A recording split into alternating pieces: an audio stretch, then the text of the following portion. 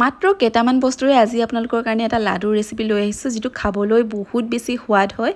আসসালামু আলাইকুম, সকলোকে মোৰ অন্য এটি ৰেচিপি ভিডিঅ'লৈ স্বাগতম জনাইছোঁ। এতিয়া লাডু বনাবলৈ মই প্ৰথমতে পেনখন পাতি দিলোঁ আৰু এতিয়া মই ইয়াত দি দিছোঁ 2 চামুচ বাটাৰ আৰু বাটাৰৰ সলনি আপোনালোকে ঘিউ ব্যৱহাৰ কৰিব পাৰে, গাই ঘিটো। বাটাৰখিনি দিয়াৰ পাছত ইয়াতে মই এবাটি চুজি দি দিছোঁ আৰু চুজিখিনি অকণমান সময় মই ল' ফ্লেমতে ভাজিম আৰু ধুনীয়াকৈ অকণমান ভাজি চুজিৰ কেঁচা গোন্ধটো মৰালৈকে ভাজি থাকিম। আৰু ইয়াতে এতিয়া এড কৰি দিম মই এবাটি নাৰিকলৰ গুড়াখিনি দিও অকণমান সময় ধুনীয়াকৈ ভাজি ল' ফ্লেমতে দুইখিনি ভাজি দেখিছে ন, কালাৰটো অকণমান চেঞ্জ হৈ আহিছে। এতিয়া মই ইয়াত দি দিম চেনিটো আপোনালোকে মিঠা যিমানখিনি খায় সিমানখিনিয়ে দিব। মই এবাটিতকৈ কম চেনি লৈছিলোঁ আৰু এয়া দেখিছে নহয়, মই গোটেইখিনি চেনি দি দিয়া নাই, অকণমান ৰাখি থলোঁ কাৰণ মিঠাটো বহুত বেছি হৈ গ'লে খাবলৈ ভাল নালাগিব, সেইটো কাৰণে আপোনালোকে মিঠা প্ৰয়োজন মতে দিব।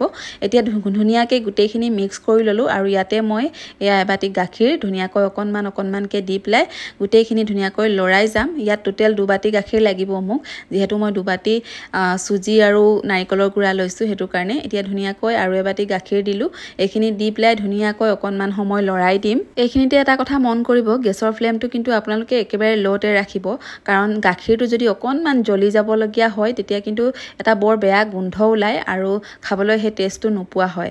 এতিয়া মই ইয়াতে 3 চামুচ পাউডাৰ গাখীৰো দি দিছোঁ আৰু দি পেলাই এইখিনি ধুনীয়াকৈ অকণমান আকৌ মিক্স কৰি পেলাই লৰাই দিম।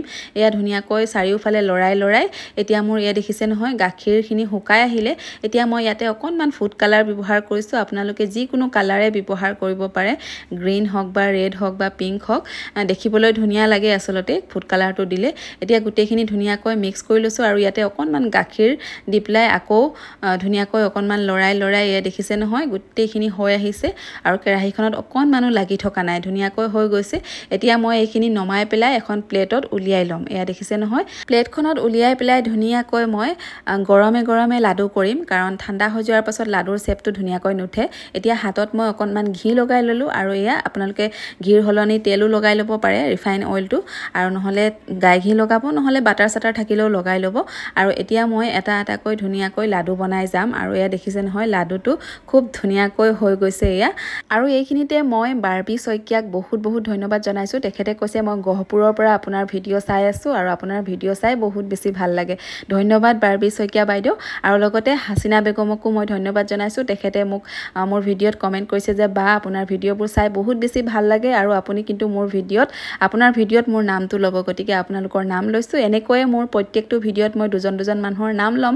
আৰু যদি আপোনালোকে মোৰ ভিডিঅ'বিলাক বেছিকৈ শ্বেয়াৰ কৰে তেতিয়া কিন্তু মই আপোনালোকক মৰমতে এপা ফুল দিম, যাৰ ফুলৰ বহুত বেছি প্ৰয়োজন হৈ আছে।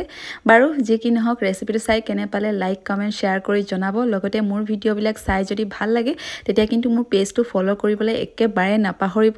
আজিলৈ আহিছোঁ, নেক্সট ভিডিঅ'ত আকৌ লগ পাম, বাই।